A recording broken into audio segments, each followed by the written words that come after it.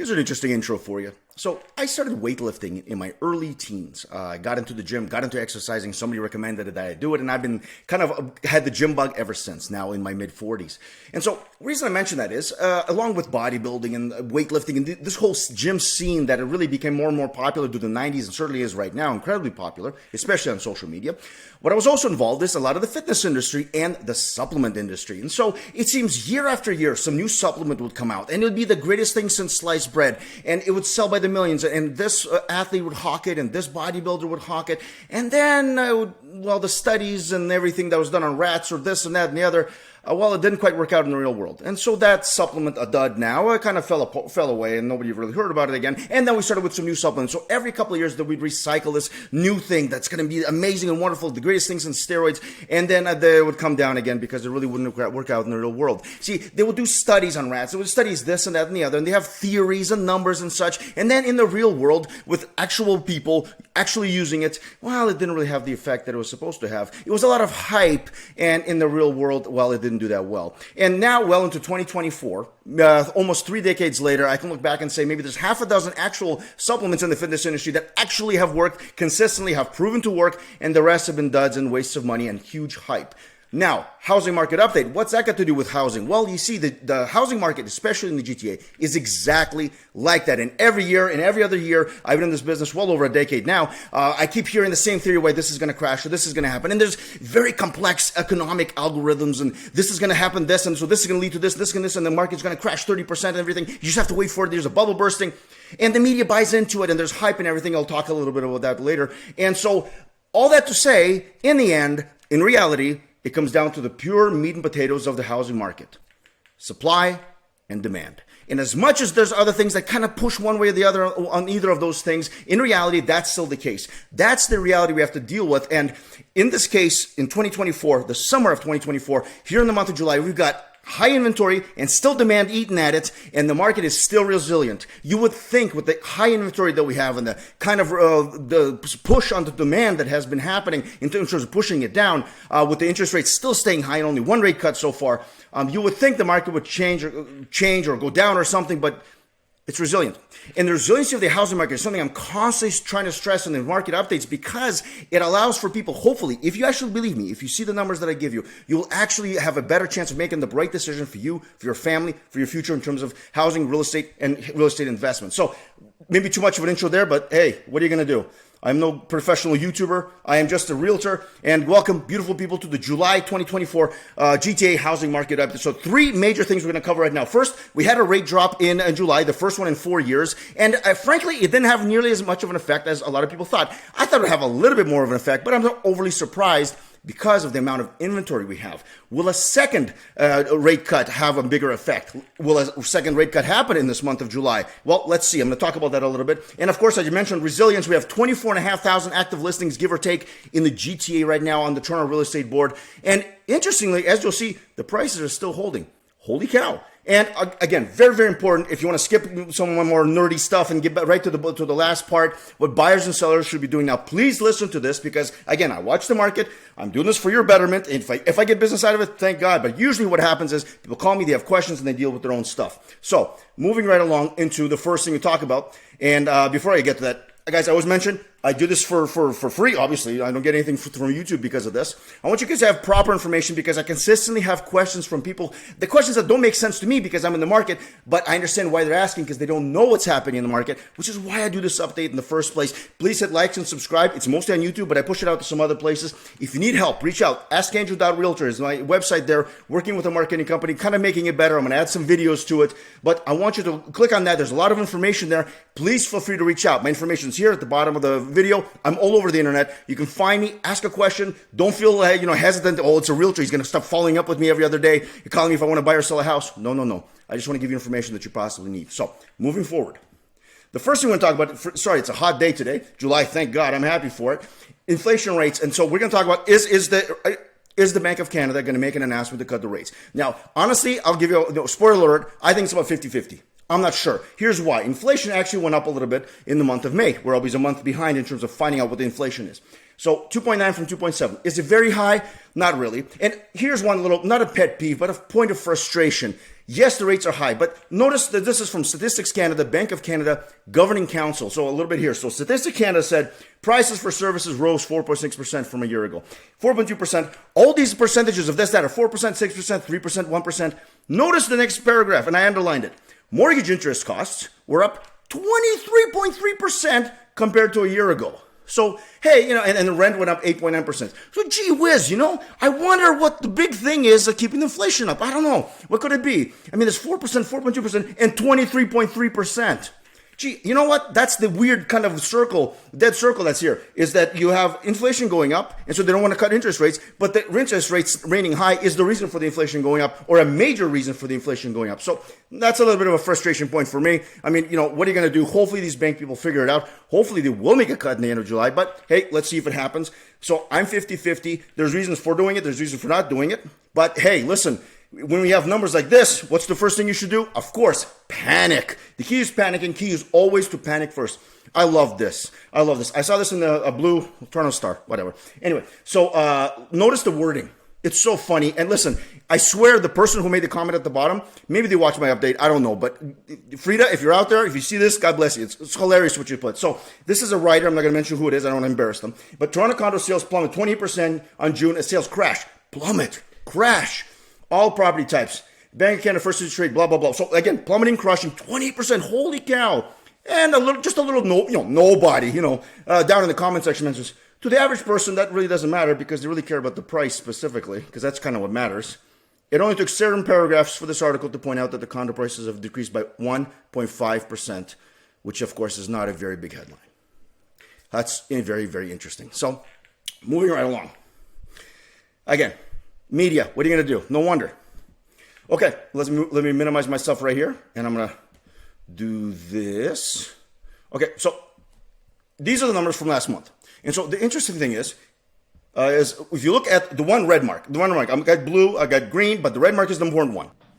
And what the red is the drop in sales from June of 2024 versus June of 2023. Now, it's not a huge drop, but it certainly is a drop.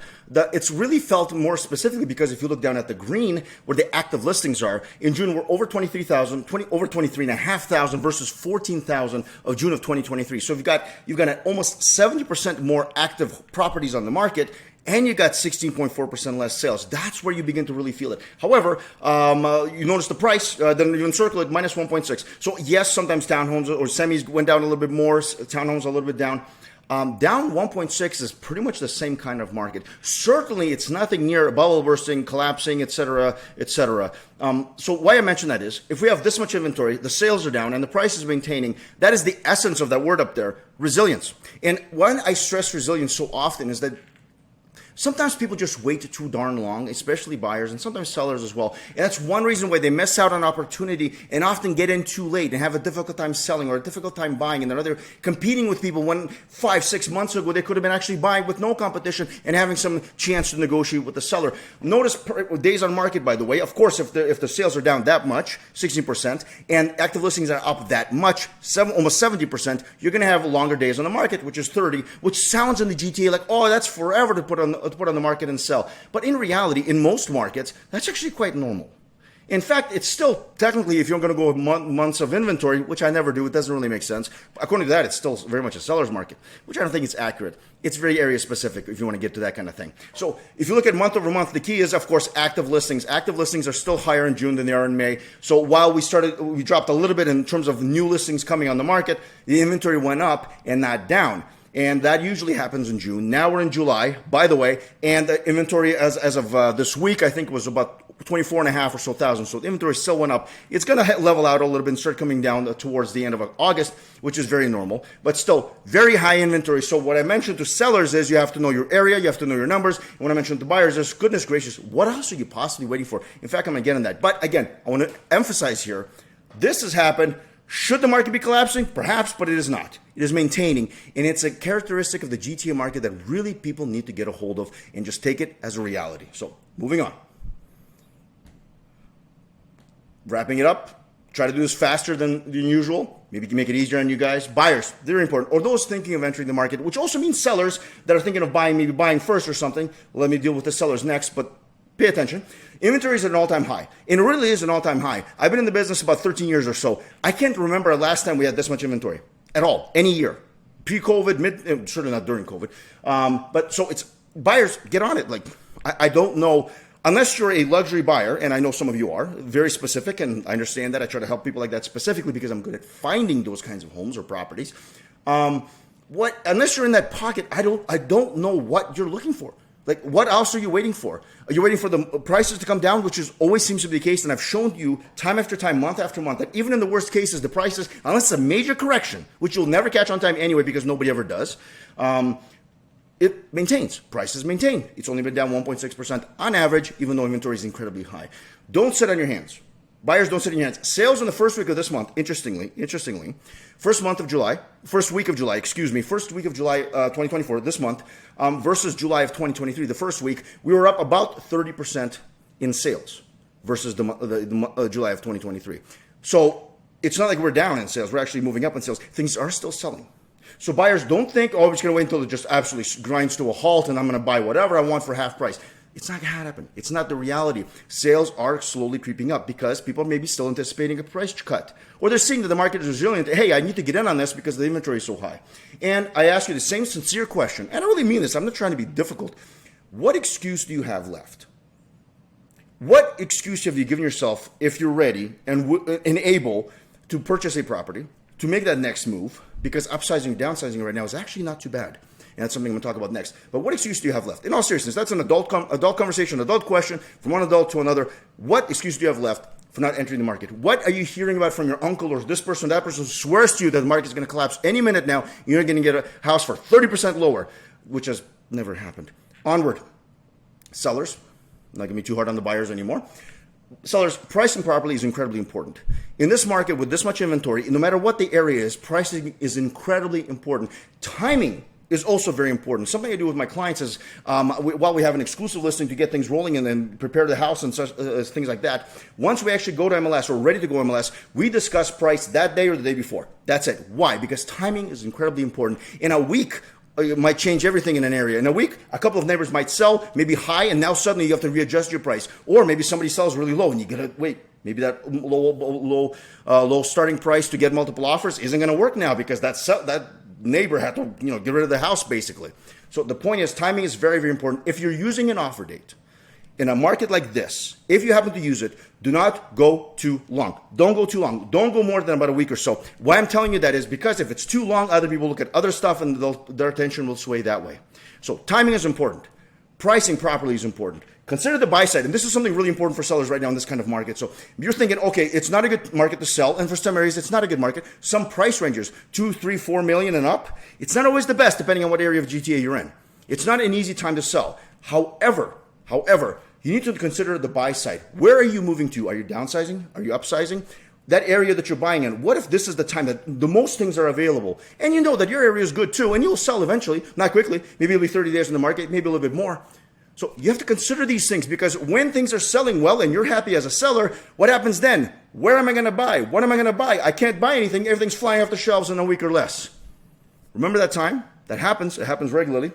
And as always, listen, and forgive me for being redundant. Know your numbers.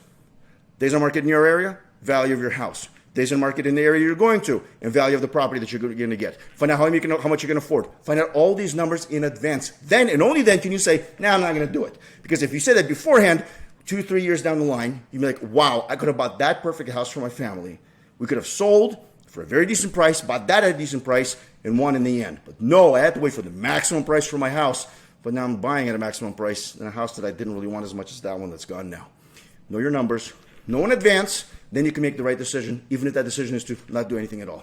So guys, that's July 2024. Thank you so much for your time. I hope this is of help. It's a consistent pattern of information that I'm trying to get out to you guys. So valuable information, local housing market. Hit like and subscribe, please. All that does is allows me to know that people are watching, helps me kind of with the YouTube algorithm thingy. Again, I get no money for it. And if you need help, you don't hesitate to reach out. Guys, my information is out there. Reach out, questions, email, text, whatever. Hey, Andrew, I got this and this and this situation. Let me know. Even if you're a realtor, let me know anyway. I'm happy to help. Guys, until August, have a fantastic day. Stay cool. I'm clearly not. Bye.